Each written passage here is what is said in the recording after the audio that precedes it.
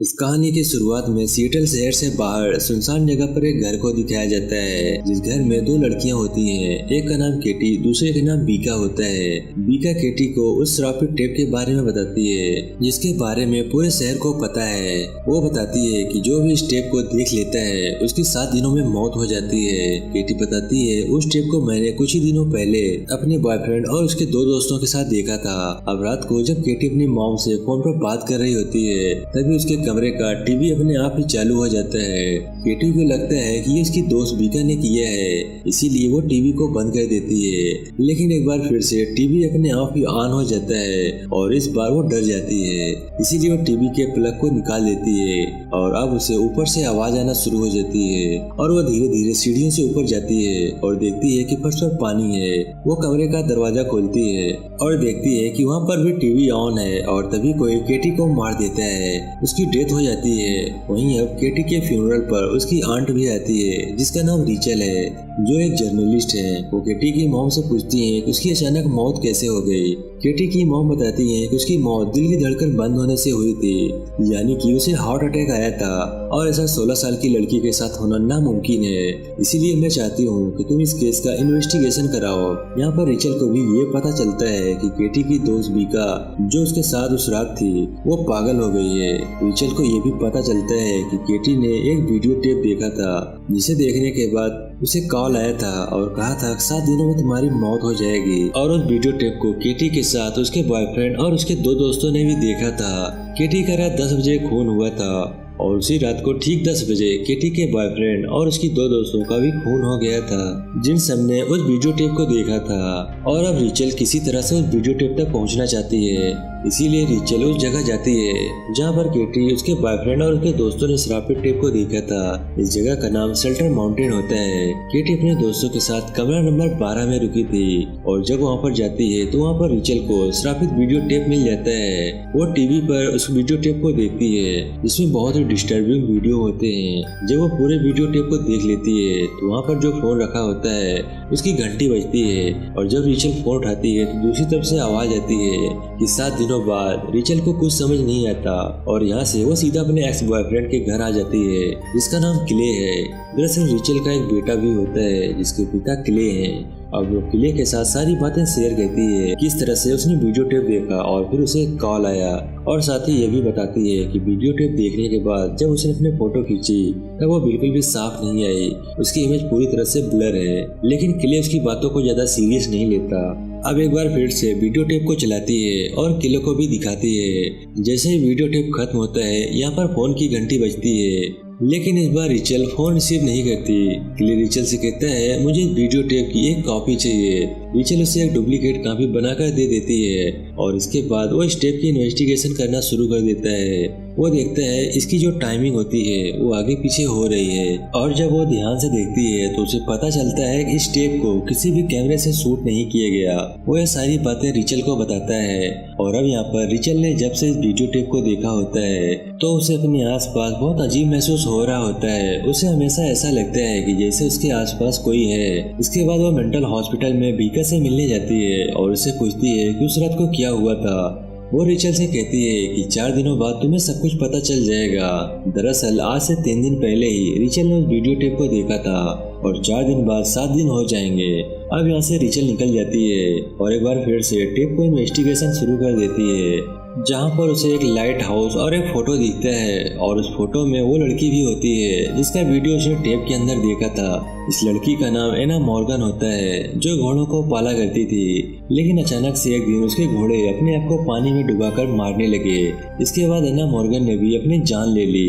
अब रात को जब रिचल सो रही होती है तभी उसे एक सपना आता है, जिसमें एक लंबे लंबे बाल वाली लड़की को देखती है जो उसका हाथ पकड़ लेती है, जिससे उसका हाथ जल जाता है और तभी रिचल की आंख खुल जाती है और वो देखती है असल में उसका हाथ उसी जगह से जल चुका है जिस जगह से उस लड़की ने उसके हाथ को पकड़ा था, जिस लड़की का उसने सपना देखा होता है। दरअसल रिचल का बेटा उसी लड़की का स्केच पिछले कई दिनों से बना रहा होता है, लेकिन रिचल को यहाँ पर कुछ भी समझ नहीं आता कि उसके साथ क्या हो रहा है। जब वो कमरे के जब बाहर जाती है तब वो देखती है उसके बेटे ने भी उस वीडियो को देख लिया है और तभी फोन पर घंटी बजती है। रिचल फोन उठाती है और चिल्लाना शुरू कर देती है, लेकिन दूसरी तरफ उसका एक्स बॉयफ्रेंड क्ले होता है, जो रिचल को बताता है कि उसकी तस्वीर भी अब सही नहीं आ रही है। उसकी तस्वीर में उसका चेहरा बिगड़ा हुआ आ रहा है, जैसे रिचल का आ रहा था। रिचल अब तय करती है कि वो उस जगह जाएगी जहाँ पर मॉर्गन रहा करती थी, और जब वो शिप से उस जगह पर जा रही होती है तब शिप में एक घोड़ा भी होता है, जो रिचल को देखकर पानी में कूद जाता है और अपनी जान दे देता है। इसके बाद रिचल उस जगह पहुंच जाती है जहाँ पर एना मॉर्गन रहा करती थी। वहाँ पर अब उसका पति रहता है। रिचल को अब यहाँ पर वो मिरर भी दिखता है, जो उसे एना के साथ वीडियो टेप में देखा था।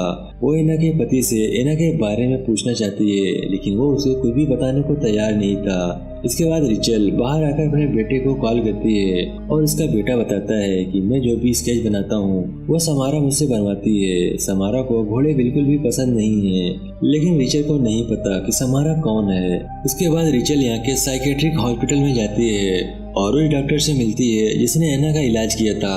वो डॉक्टर बताती है एना और उसके पति ने एक लड़की को अडॉप्ट किया था जिसका नाम समारा था। समारा के आने के बाद ही एना के घोड़े अपने आप को पानी में डुबाकर मार दिया करते थे, और उसी के बाद एना की दिमागी हालत खराब हुई। और अब रिचल एक बार फिर से एना के घर पे जाती है जहाँ पर उसका पति नहीं होता। जब वो घर की तलाशी लेती है तो वहाँ पर उसके एक वीडियो टेप मिलता है। जब वो वीडियो टेप को प्ले करती है तो उसमें समारा होती है, जिसके चेहरे के आगे उसके बाल होते हैं, और ये वही लड़की होती है जिसके विजन उसके सपने में आए थे, जिसने उसका हाथ पकड़ा था और उसका हाथ जल गया था। यहाँ पर रिचल को पता चलता है कि एना और उसके हस्बैंड को जब पता चला कि समारा की वजह से उनके घोड़े मर रहे हैं तो उन्हें शक हुआ कि समारा को कोई न कोई मेंटल प्रॉब्लम है। इसीलिए उन्होंने उसे मेंटल हॉस्पिटल में एडमिट कर दिया था। और ये टेप उसी हॉस्पिटल का होता है जहाँ पर वो डॉक्टर के सामने एडमिट करती है कि उसके पेरेंट उससे ज़्यादा घोड़ों से प्यार करते हैं, इसीलिए वो उन्हें नुकसान पहुँचाती है। वो ऐसे विजन दिखाती है जिनसे उन्हें परेशानी होती है। दरअसल समारा के पास ऐसी शक्ति होती है जिससे वो किसी को भी कैसा भी विजन दिखा सकती है, और उसने ऐसे ही विजन अपनी मॉम को यानी कि एना को दिखाए थे, जिससे उसकी हालत खराब होना शुरू हो गई थी। और इसके बाद एना और उसके पति ने उसे घोड़ों के अस्तबल के ऊपर सोने के लिए मजबूर किया। घोड़ों की आवाज़ों से वो परेशान हो जाया करती थी, इसीलिए उसे घोड़ों से नफरत हो गई और उसने अपने दिमागी शक्ति से घोड़ों को खुद को अपनी जान लेने पर मजबूर किया। अब उसे समझ में आ चुका है कि समारा क्यों घोड़ों से नफरत करती थी। तभी यहाँ पर एना का हस्बैंड आ जाता है, जो पीछे से एना पर हमला करता है और टीवी को उठाकर बाथरूम में ले जाता है, जहाँ वो देखता है कि बाथटब पूरी तरह से भरा हुआ है। वो रिचल से कहता है तुम्हें उसकी आवाज़ें सुनाई देती है, इसका मतलब ये है कि वो अब भी जिंदा है। वो दिन रात कभी भी नहीं सोती थी और अब उसे कोई नहीं बच सकता। रिचल कहती है मैं अपने बच्चे को बचाना चाहती हूँ, नहीं तो वो मारा जाएगा। एना का हस्बैंड कहता है कि अब उसे कोई नहीं बचा सकता, और इसके बाद वो खुद अपनी जान ले लेता है। तभी यहाँ पर रिचल का एक्स बॉयफ्रेंड क्ले आ जाता है, जो उसे संभालता है, और ये दोनों के दोनों घर के पास बने हुए अस्तबल में जाते हैं, जहाँ पर एक लंबी सीढ़ी होती है। और जब ये सीढ़ी से ऊपर जाते हैं तो वहाँ पर रहने की जगह होती है। दरअसल समारा की वजह से जब एना की मेंटल हालत खराब होना शुरू हो गई थी तो उसे यहीं पर रखा गया था, जहाँ पर घोड़ों की आवाज़ से बहुत ज़्यादा डिस्टर्ब हुआ करती थी। इसीलिए उसने घोड़ों को विजन दिखाना शुरू कर दिया, जिस वजह से घोड़ों ने पानी में डूबकर अपनी जान दे दी। अब यहाँ पर इन्हें दीवार पर एक वॉलपेपर दिखता है। जब ये उस वॉलपेपर को हटाते हैं तो वहाँ पर एक जले हुए पेड़ की तस्वीर बनी हुई होती है, और उस पेड़ को रिचल ने शेल्टर माउंटेन के पास देखा होता है, जहाँ पर उसे श्रापित टेप मिला था। ये दोनों के दोनों समझ जाते हैं कि समारा का उस जगह से कोई ना कोई कनेक्शन है। ये दोनों के दोनों शेल्टर माउंट पहुँच जाते हैं, जहाँ पर केबिन नंबर 12 के अंदर जाते हैं, जहाँ पर वो टेप मिला था। और आज रिचल का 7वां दिन होता है, यानी कि आज उसकी मौत का दिन है। इस बात से उसका एक्स बॉयफ्रेंड के लिए बहुत ज़्यादा परेशान होता है। वो चीज़ों को उठाकर फेंकना शुरू कर देता है। तभी यहाँ पर कुछ मार्बल भी होते हैं जो फ्लोर पर गिर जाते हैं, और सब के सब मार्बल एक जगह इकट्ठे हो जाते हैं। वो समझ जाते हैं कि यहाँ फ्लोर के नीचे कुछ ना कुछ जरूर है। वो लकड़ी के फ्लोर को कुल्हाड़ी से काट देता है और देखता है नीचे एक कुआं है, और तभी रूम में अपने आप ही चीज़ें उधर उधर गिरना शुरू हो जाती हैं। इस वजह से रिचल कुएं के अंदर गिर जाती है, और इसके बाद ढक्कन अपने आप ही बंद हो जाता है।